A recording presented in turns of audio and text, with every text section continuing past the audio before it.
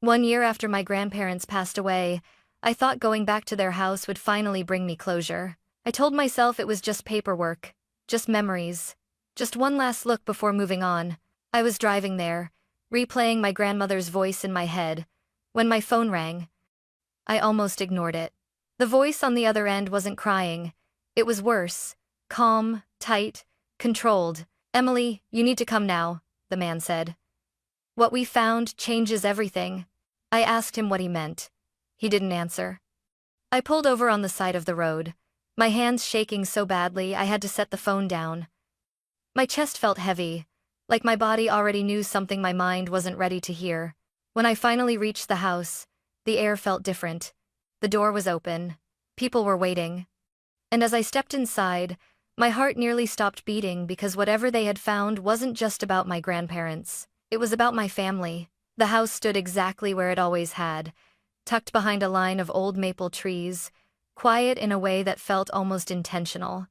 My grandparents' house had never been grand, but to me, it had always felt solid, safe, like nothing bad could ever happen inside those walls. I parked the car and just sat there for a moment, staring at the front porch. The paint was peeling now. One step sagged slightly in the middle. I remembered my grandfather promising every summer that he'd fix it next weekend.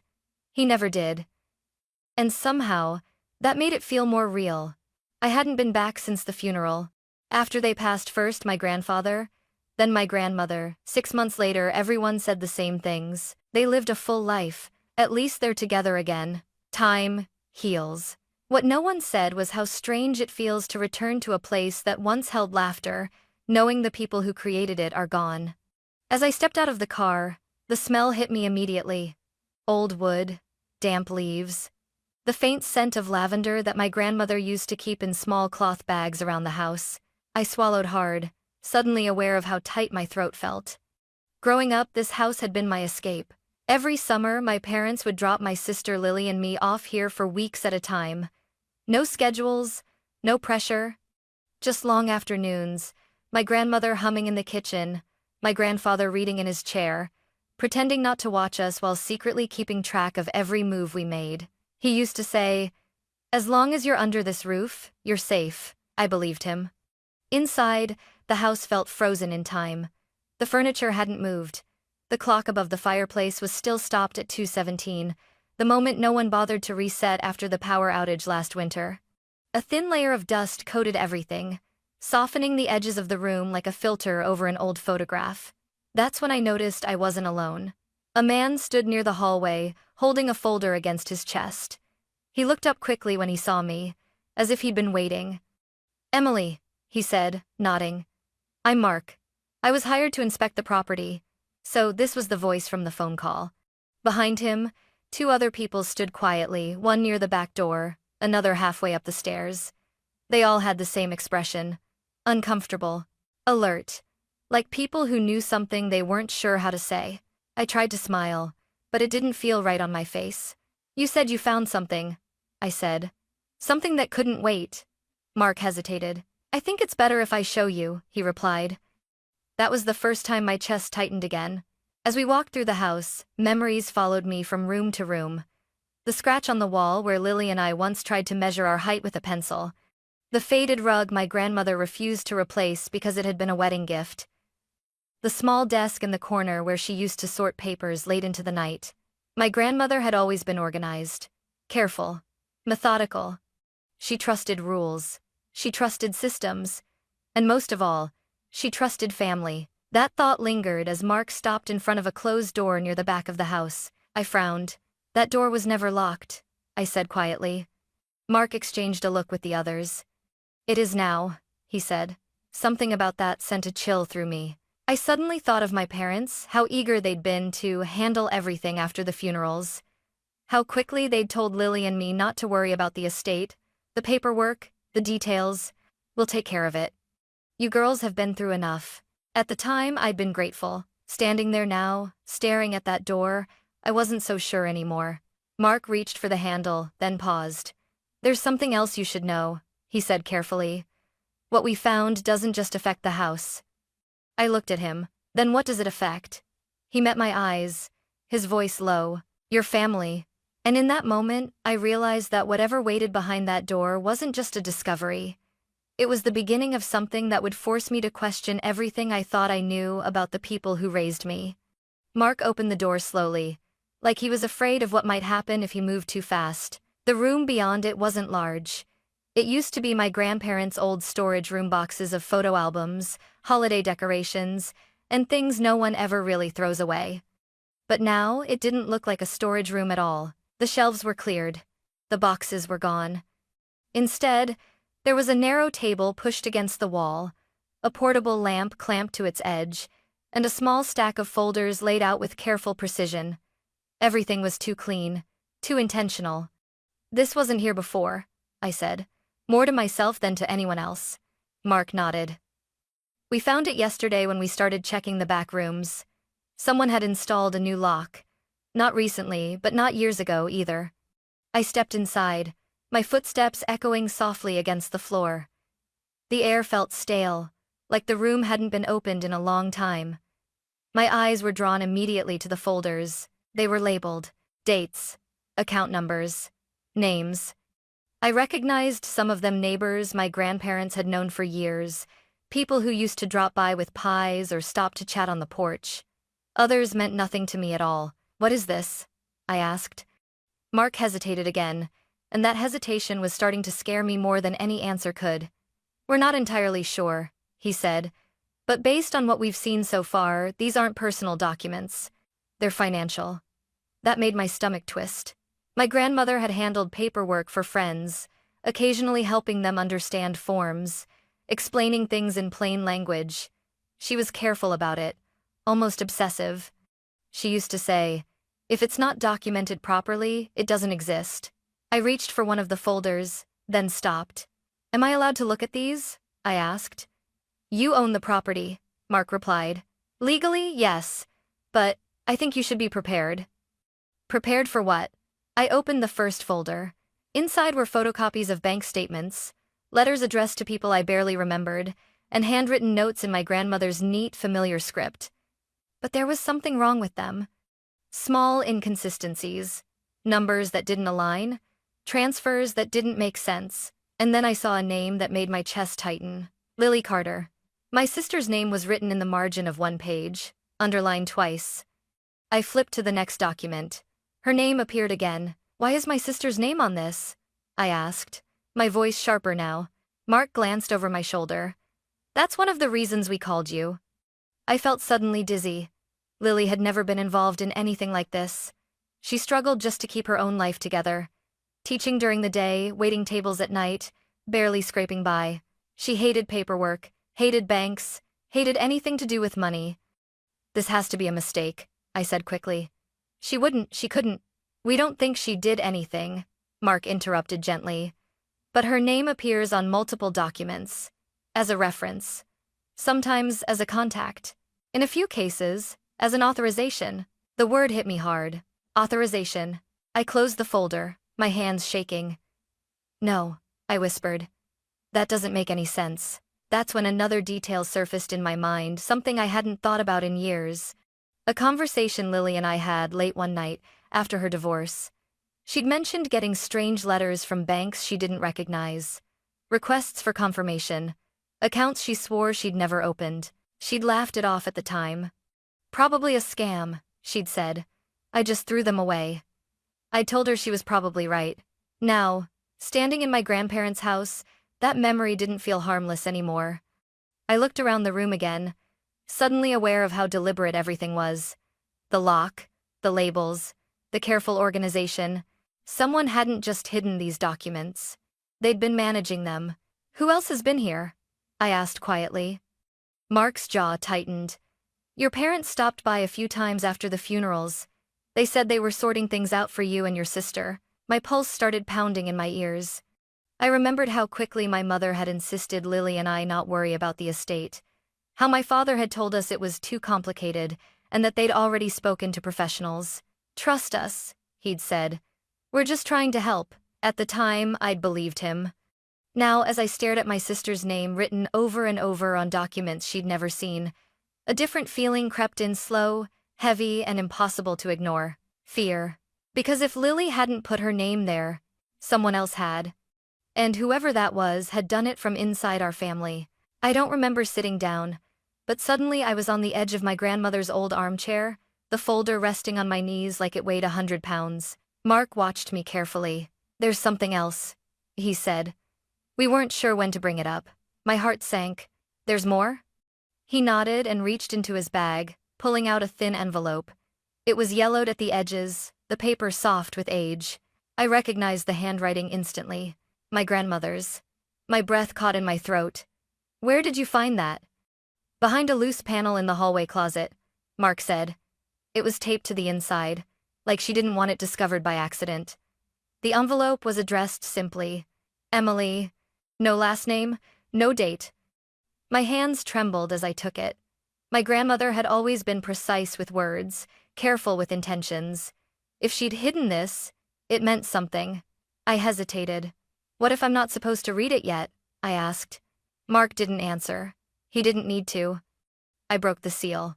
The letter inside was 3 pages long, written in her familiar neat script, though the lines wavered slightly toward the end. She must have written it when her health was already failing. "My dear Emily, if you're reading this, it means I didn't have the chance to explain things myself." My vision blurred. She wrote about the house first, how she wanted Lily and me to have it, how she trusted us to do what was right with it. Then the tone shifted. "There are things happening that I don't fully understand yet," she wrote, "but I know enough to be afraid." My fingers tightened around the paper. She explained that she'd noticed irregularities in documents she'd helped review for friends. Small discrepancies at first. Transfers that didn't match what she remembered discussing. Names appearing where they shouldn't. "What frightens me most," she wrote, "is that Lily's name appears in places I know she never authorized." I sucked in a sharp breath. She went on to say she'd confronted someone about it, someone she trusted deeply. The letter didn't name them, but the implication hung heavy between the lines. I was told not to worry, that I was confused, that my illness was making me see patterns where none existed. My jaw clenched. That was my grandmother, strong-willed, sharp, and yet, in her final months, people had questioned her clarity instead of listening. "If I'm right," she wrote, "Lily could be hurt. Not physically, but in ways that follow you for years. Reputations, records, legal consequences." The room felt suddenly too small. She apologized for not acting sooner, for hesitating, for hoping the truth would reveal itself without tearing the family apart. "I wanted to protect everyone," she wrote. "But silence is not protection, it's just delay." By the time I reached the end of the letter, my hands were shaking so badly I had to press them flat against my legs. Mark cleared his throat softly. There was something else with the letter.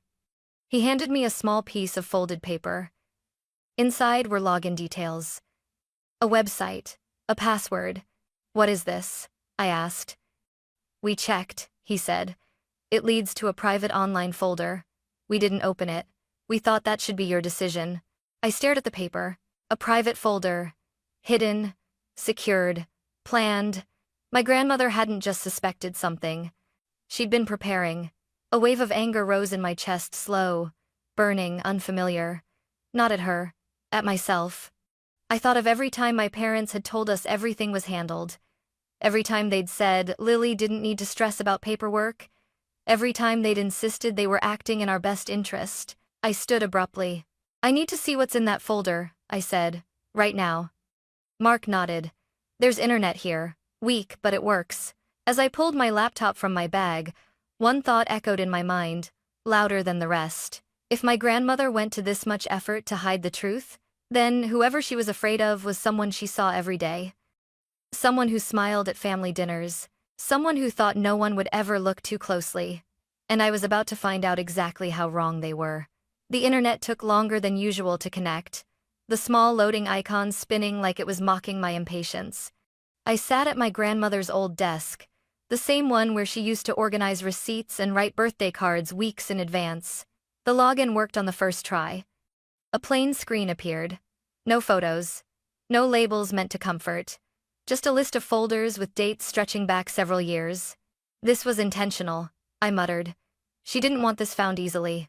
Mark stood a few steps behind me, silent. I clicked the first folder. Inside were scanned documents, bank statements, authorization forms, letters sent to people I barely remembered. Some of them were elderly neighbors. Others were names I recognized only from holiday conversations or church gatherings. What tied them together was the same pattern. Money moving in directions it shouldn't.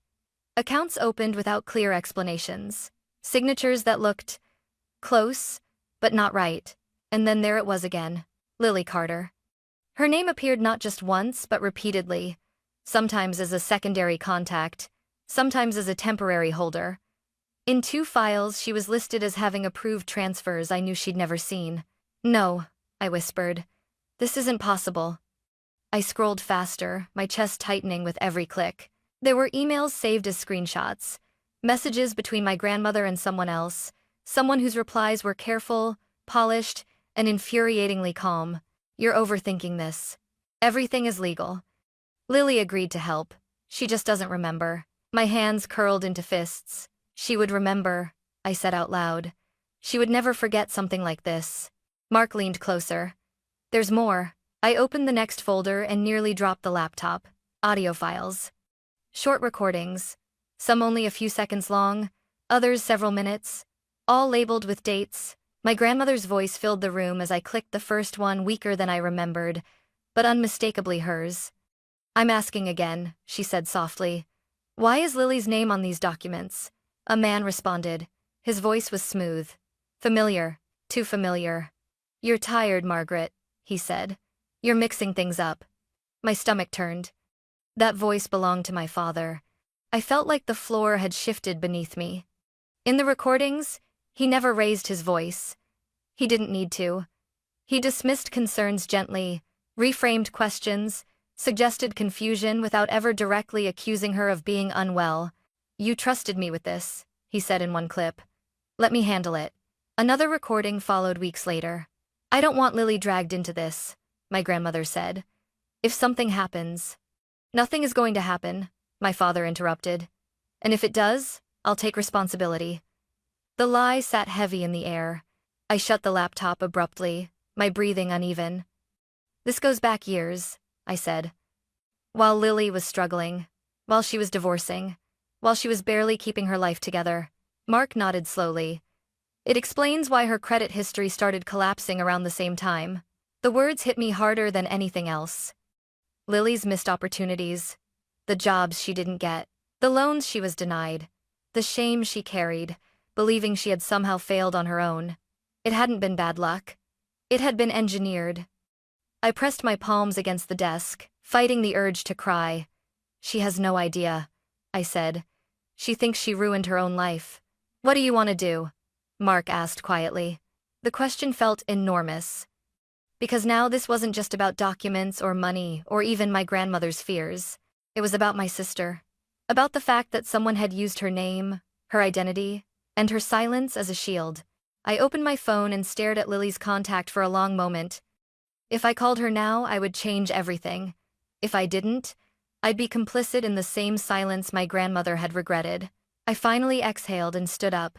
I'm not calling her yet, I said. Not until I understand all of this. Not until I can protect her. Mark studied me, then nodded. That's wise. I picked up the envelope with my grandmother's letter and held it tightly. She had tried to shield Lily until the very end. I wasn't going to let that protection turn into a trap. Whatever came next, whatever it cost, I was done pretending this was just a family matter. Because what I was looking at now wasn't a misunderstanding. It was a plan. And someone in my family had believed they would never be caught. I didn't plan to confront them that night. I told myself I would wait, gather everything, speak to a lawyer, protect Lily before she even knew she needed protection. But plans have a way of falling apart when fear turns into anger. My phone buzzed as I was packing the documents back into my bag. Mom, I stared at her name on the screen, my heart pounding so loudly it felt like Mark could hear it. I answered. Emily, she said, too quickly. Where are you? At Grandma's house? I replied. There was a pause. A small one, but I heard it. You shouldn't be there alone, she said. Your father and I were going to stop by tomorrow. There's no need to dig through old things. It's all handled. That word again. Handled. I already saw them, I said quietly. Saw what? My father's voice cut in. Suddenly on speaker, I closed my eyes. The files, I said. The recordings, Grandma's letter.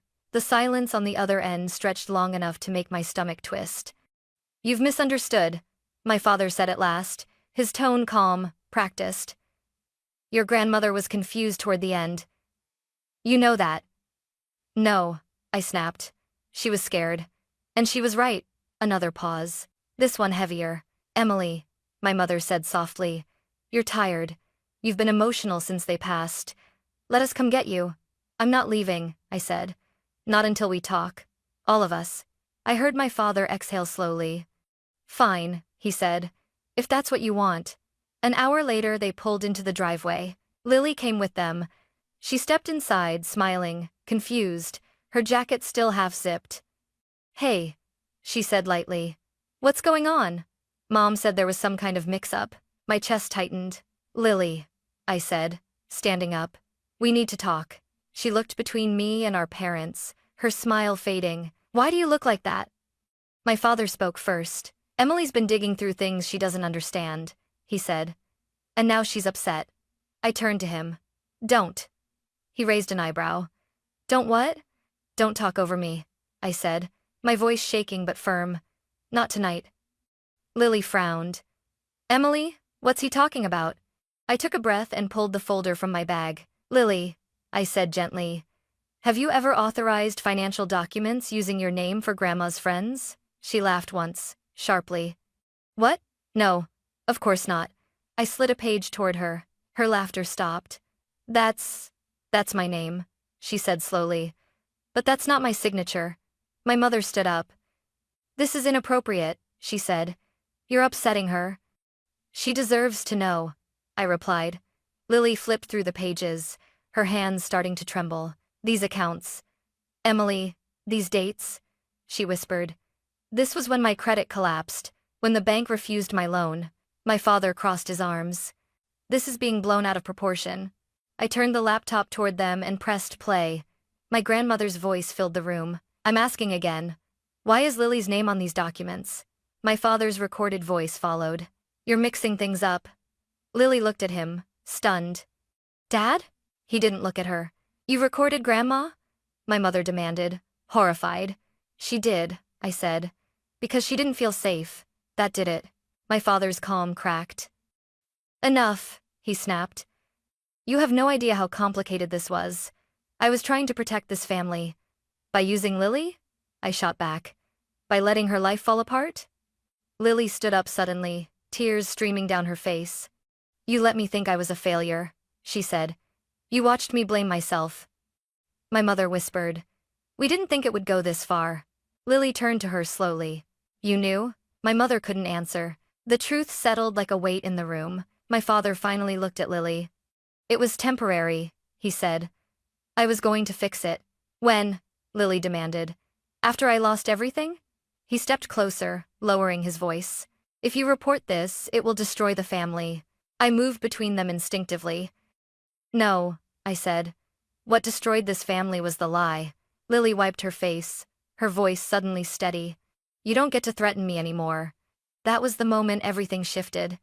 Fear left her eyes, and I knew we had crossed a line that could never be uncrossed. I picked up my phone. I've already spoken to a lawyer, I said. And tomorrow, we're taking this to the authorities. My father stared at me, disbelief flashing across his face. You wouldn't.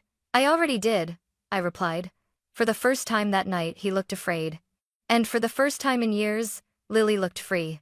The next morning came too quickly. None of us slept. Lily sat at the kitchen table, wrapped in one of Grandma's old cardigans, staring at nothing. Her eyes were swollen, but there was something new in them now, clarity. Painful, but steady. I drove her to Daniel Moore's office just after 9. Daniel had been my grandparents' attorney for years. Careful, quiet. The kind of man who listened more than he spoke. He didn't interrupt once as Lily explained everything. Not when she talked about the strange letters from banks.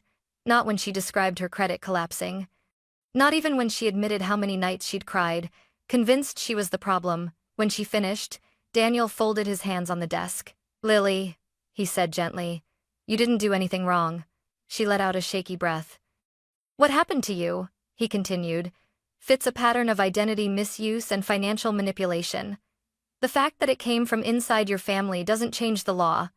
My father shifted in his seat across the room. He hadn't spoken since we arrived. This doesn't need to go further, he said finally. We can resolve this privately. Daniel turned to him, expression neutral. That option passed the moment forged documents and recorded evidence entered the picture. My mother's face went pale.